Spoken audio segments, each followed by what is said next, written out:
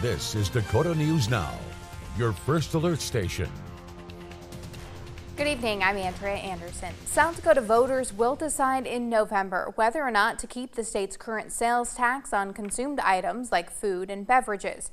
It would help save money at places like the grocery store, but opponents argue that people will actually be paying more in the long run in a number of different ways. Cooper Seymour has an election 2024 update for us tonight. Cooper, good evening.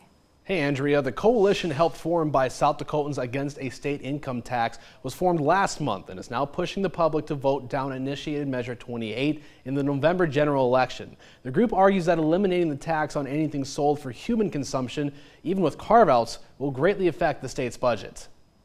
Is misleading South Dakota voters. Opponents of initiated Measure 28, the latest attempt in repealing South Dakota's tax on food and groceries, are banding together to try and convince voters to reject it. The coalition, led by the group South Dakotans Against a State Income Tax, claims the measure will not only leave around $176 million off the table each year for state and local governments, it may lead to a need for a state income tax. South Dakota is one of 7 states that doesn't have an income tax. IM 28 is either deliberately setting South Dakotans up for a state income tax or was drafted incorrectly.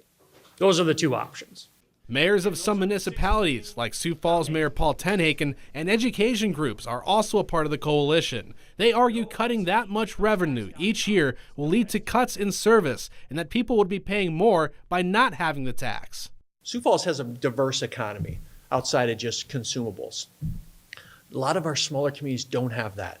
Consumables are their primary tax base. Cuts that would result from IM 28 would undermine that progress, potentially taking us back to the days when we were 51st in the nation for teacher pay. They lead off with this idea of it's one of the measure's sponsors, Dakotans for Health co-founder Rick Weiland, says those arguments twist the facts of the ballot question. He says opponents are wrong that the repeal would lead to an income tax, that concerns over taxing tobacco are untrue, and that they were following the guidance of the Legislative Research Council when drafting the language of the measure. Governor Noem didn't think it was a problem in 2022 when she proposed repealing the state share of the tax. She threw a lot of the arguments this group is using right now into the trash bin. He also argues that because the ballot question is an initiated measure and not a constitutional amendment, the South Dakota legislature can step in and fix anything that they take issue with if it passes. They can take that law, and if they want to put in there, but you can't do tobacco, or consumables, or this or that or the other, they can have all those remedies they want.